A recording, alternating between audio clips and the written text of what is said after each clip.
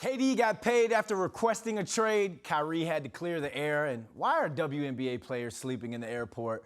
Dexter Henry of the New York Post Sports knows basketball, and he joins us now for our B-Ball Roundup.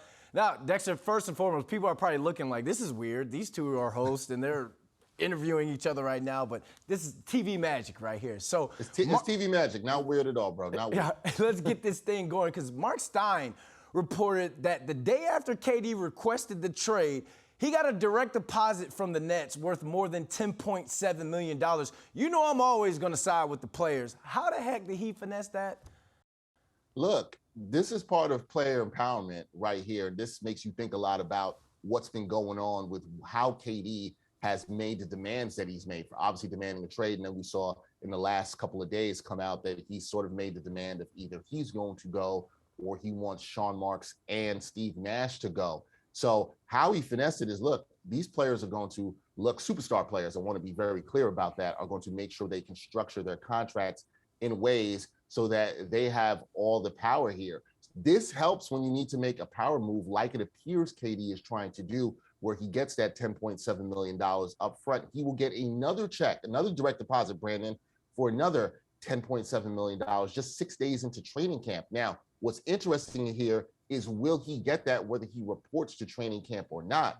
But superstar players, they're going to flex however they can. And one of the ways they can flex is give me that money up front before the games even start. Young superstar players, take note. Young role players, get back in the gym. All right, so KD's beefing with the front office, but Kyrie's camp has come out and let it be known that he doesn't hate GM Sean Marks or head coach Steve Nash. Why? Why'd they feel the need to do this?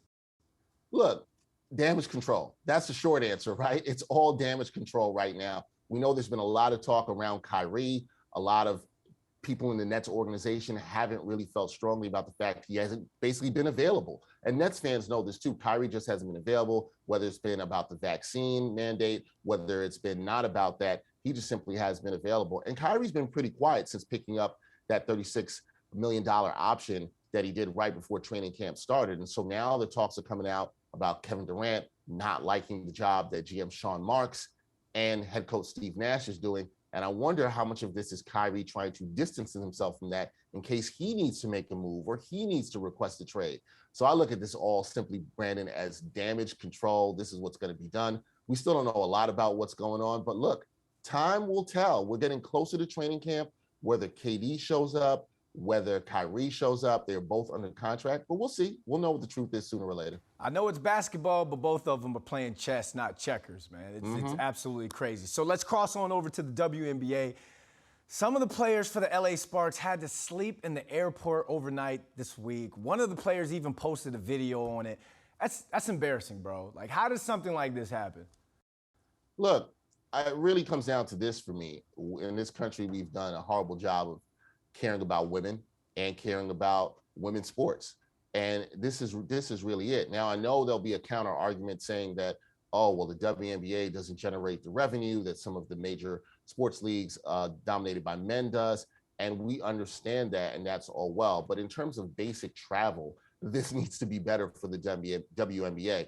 Now, the WNBA, they're in their biggest year of growth right now. Advertising is up.